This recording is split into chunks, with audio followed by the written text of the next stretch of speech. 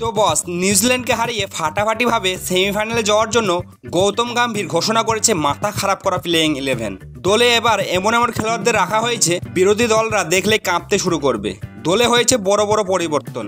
নিউজিল্যান্ডকে হারানোর জন্য গম্ভীর কোন কোন ভয়ঙ্কর খেলোয়াড়দের দলে জায়গা দিয়েছে আজকে দেখতে পাবো এই ভিডিওতে। তাই ভিডিও একটুও না টেনে সম্পূর্ণ দেখার অনুরোধ রইল।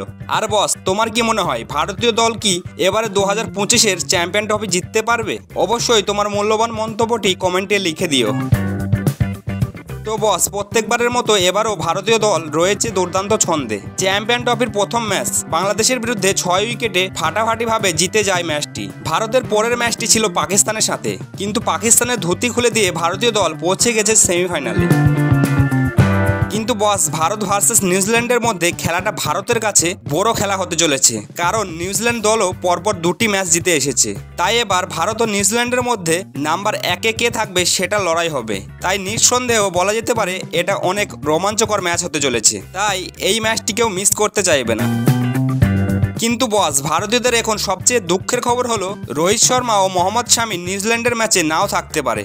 হ্যাঁ বস, একদম ঠিক শুনেছ, রোহিত শর্মা ও মোহাম্মদ শামি নাও থাকতে পারে নিউজিল্যান্ডের ম্যাচে। কারণ পাকিস্তান ম্যাচে রোহিত শর্মা ও মোহাম্মদ শামির চোট লেগেছিল, সেটা আমরা সবাই দেখেছি। তাই রোহিত শর্মা ও মোহাম্মদ শামিকে প্র্যাকটিস করতে দেখা যায়নি। যদিও রোহিত শর্মা এসেছিল প্র্যাকটিসের মধ্যে, কিন্তু কোনো খেলা খেলেনি। তাই হতে পারে রোহিত শর্মা ও মোহাম্মদ শামিকে পরের ম্যাচে রেস্ট দেওয়া হবে। বস, যদি রোহিত না থাকে তাহলে এই ম্যাচে অধিনায়ক করতে দেখা যাবে সহ অধিনায়ক শুভমান গিলকে।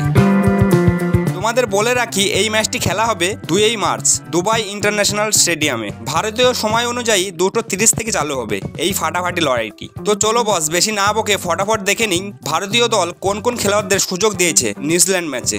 রোহিত শর্মা যেহেতু থাকবে না, তাই ওপেনিং করতে আসবে KL রাহুলের ওপেনিং করার অভিজ্ঞতা রয়েছে। ও বাংলাদেশের বিরুদ্ধে বেশ ভালোই খেলেছিল, তাই রাহুল করবে ওপেনিং।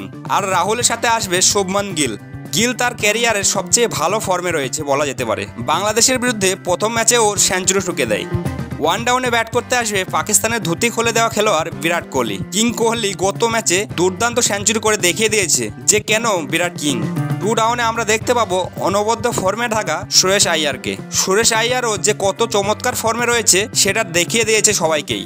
3 রাউন্ডে আমরা দেখতে পাবো ভারতের অন্যতম অলরাউন্ডার অক্ষর প্যাটেলকে। আর নাম্বার 4-এ সুযোগ দেওয়া হয়েছে ঋষভ পান্তকে। এখনো পর্যন্ত ঋষভ পান্তকে একটা ম্যাচও সুযোগ দেওয়া হয়নি। এই ম্যাচটি চ্যাম্পিয়ন ট্রফির প্রথম ম্যাচ হতে চলেছে ঋষভ পান্তের জন্য, সাথে উইকেট কিপারও করবে। নম্বর 5 ও 6-এ থাকবে ভারতের অন্যতম খেলোয়াড় হার্দিক পান্ডিয়া ও রবীন্দ্র জাদেজা। বস, মোহাম্মদ শামি না থাকায় এই ম্যাচে সুযোগ দেওয়া হবে আর্শদীপ সিংকে। তাই এই ম্যাচে ফাস্ট বোলার হয়ে দায়িত্ব সামলাবে হর্ষিত রানা ও আর্শদীপ সিং। ওই স্পিনার হিসাবে কুলদীপ যাদবকে আমরা দেখতে পাবো। তো বস, তোমার কি মনে হয় রোহিত শর্মা ও মোহাম্মদ শামিকে ছাড়া নিউজিল্যান্ডের বিরুদ্ধে শুভমান গিলের এই দলটি জিততে পারবে? অবশ্যই সেটা নিচে কমেন্ট করে জানিয়ে দিও।